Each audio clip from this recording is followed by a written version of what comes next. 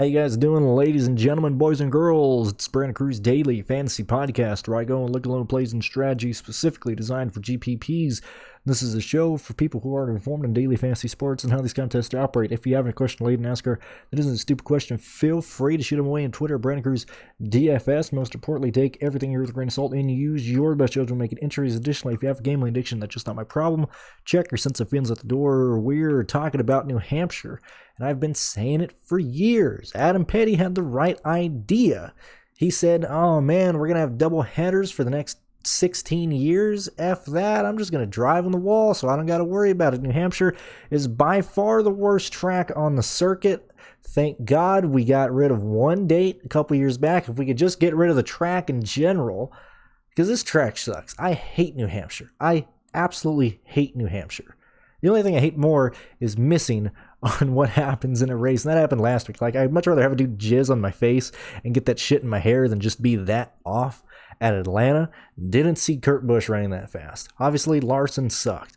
Newman got trap laps down with pit road issues. Suarez got wrecked early. Bubba Wallace came through, which we kind of suspected. Kyle Busch did well, as I said. But, that, God damn it, man. Atlanta didn't go the way I thought it would. And I hate it when I'm that far off. When it's not even a close prediction. And so this week in New Hampshire, I have an idea of what I'm going to do, and I think I pretty much know what I'm going to do. If we look back at the last few, and I'll bring up the screen in a second, but when you look back at the last few Nashville races, we're basically seeing a two-dominator type of lineup.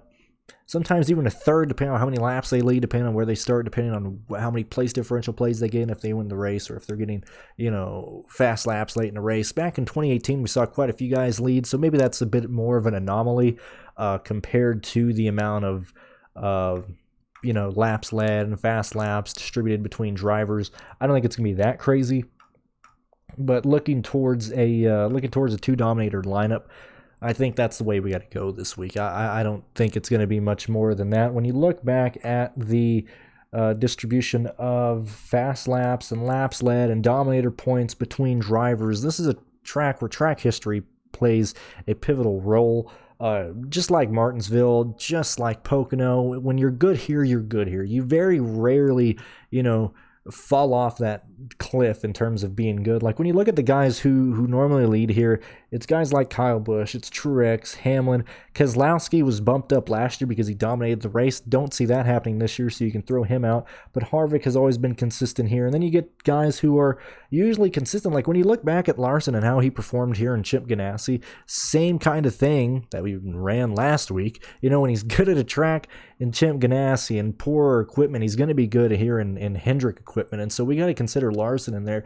I think there's a lot of mispricings this week, and I think Joe Gibbs is performing better and on the flatter tracks. New Hampshire's going to race more like a short track anyway.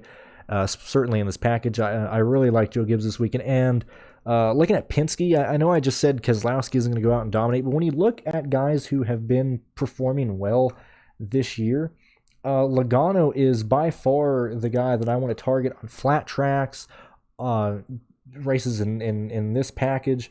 Let's take a gander at how he's done at tracks I'm kind of looking at this year. So obviously in Phoenix, let me move this over here.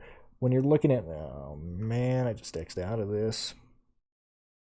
Whoopsie, sorry about that. When you're looking at Phoenix, obviously he had the fastest car there. Even when you look at Dirt Bristol, I really don't want to bring that into anything, really. Like, don't live and die by Dirt Bristol. But it is good to see that, when that race turned into more of a short track, he was there. Don't know how, and why didn't, I don't know why Denny didn't move him out of the way. Anyway, ran well there, had the third fastest car at Richmond. When you're looking at Coda, obviously a stupid fast car at Coda, stupid fast car at Sonoma starting 15th this week. At Nashville, inside the top 10, it's not necessarily a flat track, but still seeing that Logano is doing better at tracks in this package. And then obviously Pocono, another flat tracks. Like looking at Logano, I'm really, really interested in Logano. I think Logano's overpriced. I think Martin Truex is underpriced. I think Denny Hamlin is honestly underpriced to where he's going to be at. And there's a lot of plays as we slowly get through ranking all the drivers here. There's a lot of plays that I really like this week. Like, this seems like a fun race to try and predict.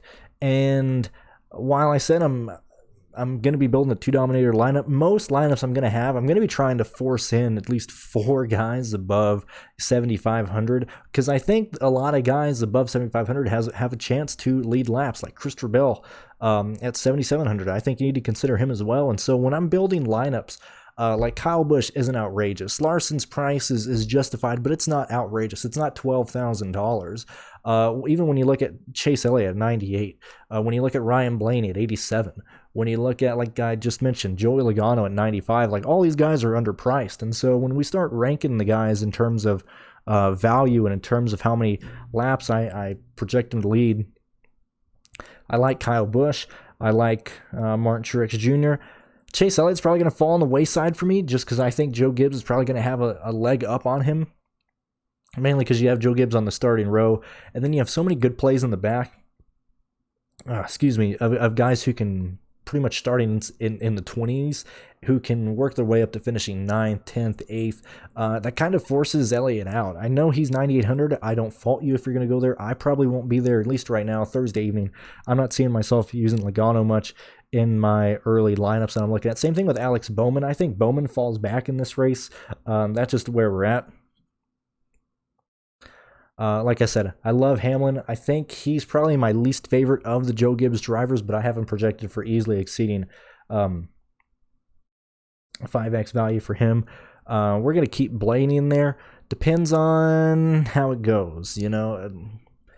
Blaney's cheap enough to where he doesn't kill you if he can run inside the top 10, which when we're looking at the tracks that I want to look at this year, Blaney hasn't been absolutely horrible. 5th best car at Phoenix, 3rd best at Martinsville. Basically, like I said, looking at flat tracks, looking at tracks in this package. Even the road courses, we've seen Blaney show up this year. I think you got to keep Blaney in your player pool.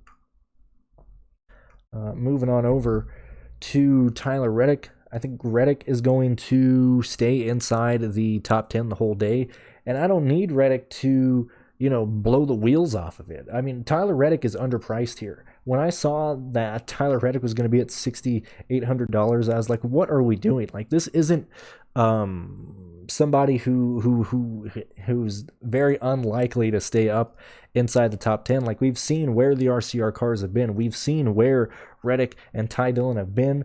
I like Tyler Reddick a lot here. I think that despite the fact that we're probably going to have a one-groove racetrack with how this track is going to perform, and I assume they're spraying PJ1 on it. I'll probably confirm that Saturday when the Xfinity Series is there. But wherever the PJ1 is, that's going to be the fast lane. Reddick is a guy who is going to want to get off of that, or at least look at lanes that can work. So moving up to Tyler Reddick. I love Reddick. Same thing with Christopher Bell. I think Bell and Reddick are both underpriced. This is just a mistake. Both these guys, at least Reddick should be like 77. Maybe Bell should be like 8,000. I got both these guys staying inside the top 10, easily hitting the value. I mean, I would highly consider these guys. When you look at New Hampshire, you typically see around 18 guys on the lead lap towards the end of the race, and typically these races go green. It's a bit different now with stages, but this is a fuel mileage race. So if you like Pocono, you're going to love this race because it's a fuel mileage race, and maybe that's why I just don't like it as much, because Stewart could never get fuel mileage races, certainly not here at New Hampshire. But I like these guys. I don't think we're going to see a lot of place differential up here, and the place differential in the back are yet again mispriced, and it's easy to fit Reddick. It's easy to fit Bell in the lineups. Larson as well, same logic as before. I already said if he was good at basically he's good everywhere. He's good in this package. He's been showing that he's fucking Jeff Gordon all over again. That's just how it is. So be that, whatever. He's unsponsored. Don't let it fool you though. Hendrick Cars is not a sponsorship. It's just Hendrick being here. Keselowski's probably going to be a fade for me. I don't see him repeating what he did last year in this 2-car. We've seen the field catch up to these guys, and we've seen the field pass them in terms of the speed on these tracks. They're still going to be fast, but they are not like, okay, they're the play on short tracks. It's no longer that on Keselowski. Harvick, same thing. Harvick 10-3. I understand when you look back at the Dominator points that Harvick has got, it's there, but at a track he wasn't already the best at in terms of laps led, where Joe Gibbs is clearly ahead. And then when you look at this year of where this car is, it's still there. It's still a top 6 contender, but it's not going to keep up with the Joe Gibbs cars. It's not going to keep up with the Hendrick cars. And so 10-3 for Harvick is just not going to work for me this week. Dylan is on the fringe of being considered. Same thing with Dylan and DiBenedetto. Like right now, I got Dylan projected for 34 points, 4.5 value. Not the best, but I do think he can do better than that. I got DiBenedetto for 35 points, 4.6 value. Same thing, not really there. Maybe we can move him down to C's, but I think you do need to keep him in your player pool. I told you I love Logano. That's just where I'm at. Byron, I don't see Byron really getting a ton of laps led here, and not even a ton of fast laps. He's going to get you a 5x through, I think, place differential if he can at least pass like 12 guys. But because of that, I would consider not playing Byron. I would much rather play, honestly, Bell or Reddick over Byron. I know they're not in the same price range, but I just don't see no reason to really justify the 10-6 value on William Byron. Same thing with Chris Buescher. I just don't see it this week. Bubba Wallace, it depends what he can do. I mean, I'm giving him like a ceiling of like 15th. I think you got to keep him in there. It just depends. I think Reddick and Bell can easily outscore these guys.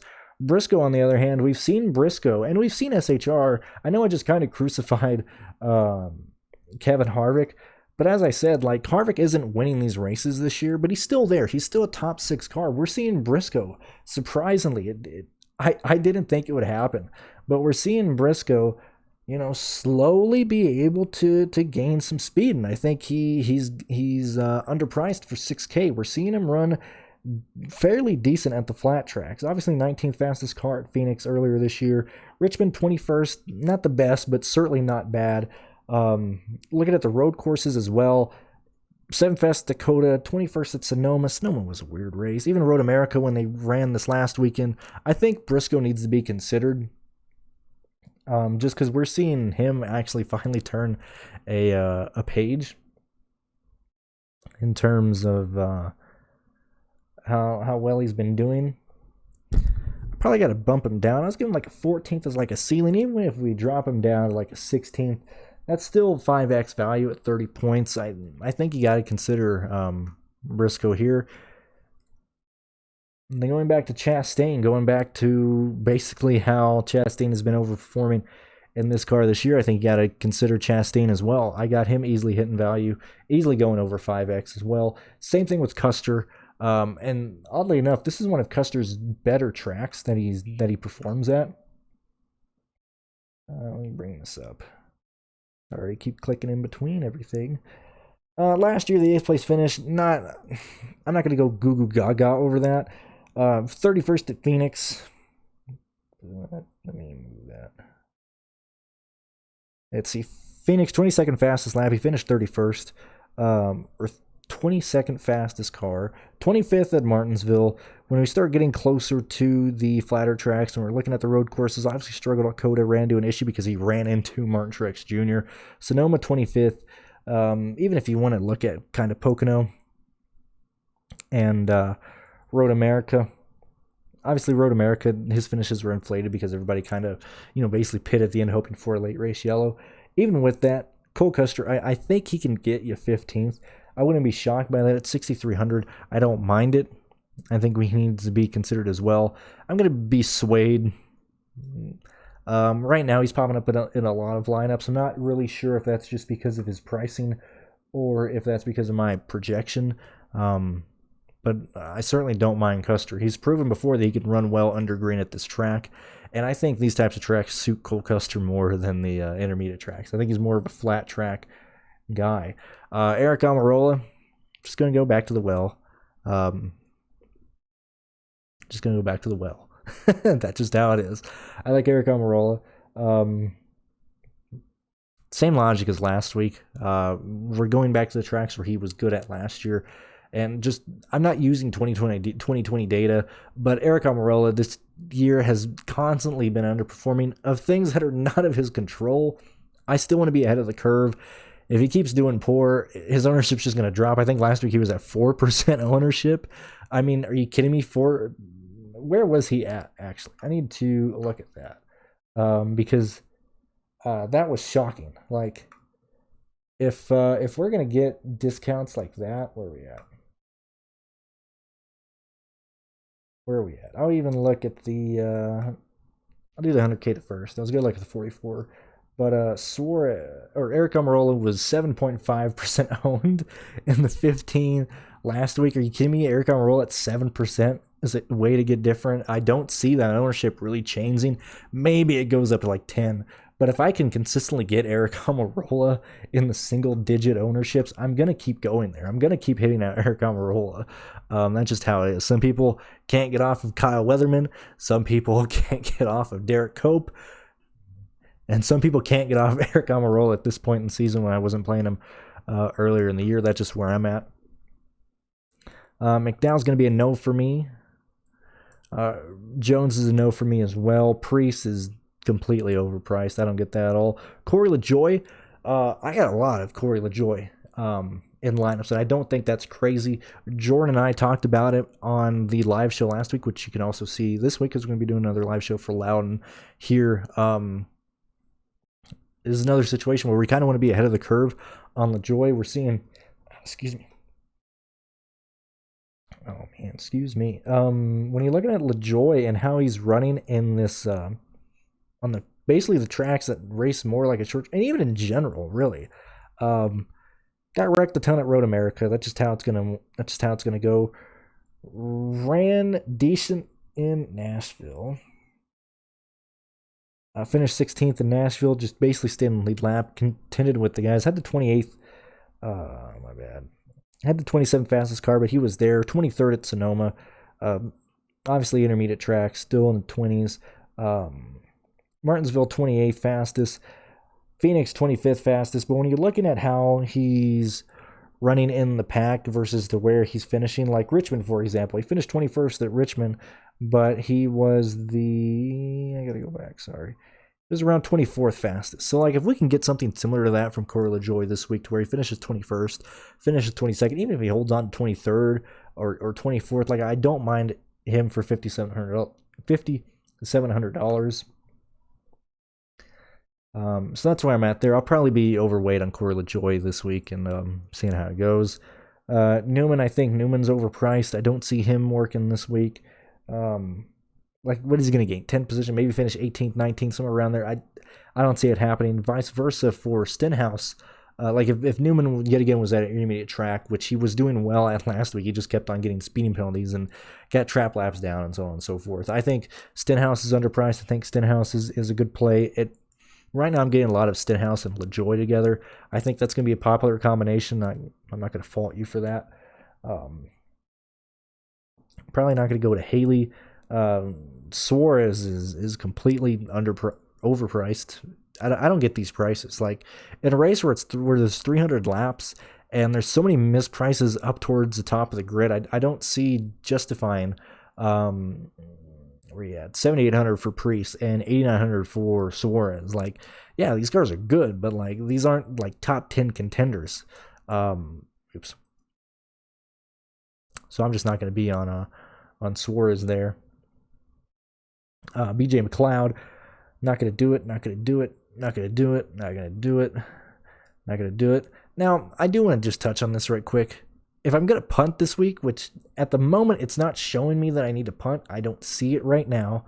But if you feel like it seems like it's just a Haley or Quinn Houff, so we'll leave these two goobers in there. I don't put an F by Haley, but if you Haley's an F. If you want to punt, if you sense that this race is going to go kind of like 2018 to where there's a lot of different leaders, which at the moment I don't see it, maybe 2 or 3 leaders right now, or 2 or 3 guys walking away with this race.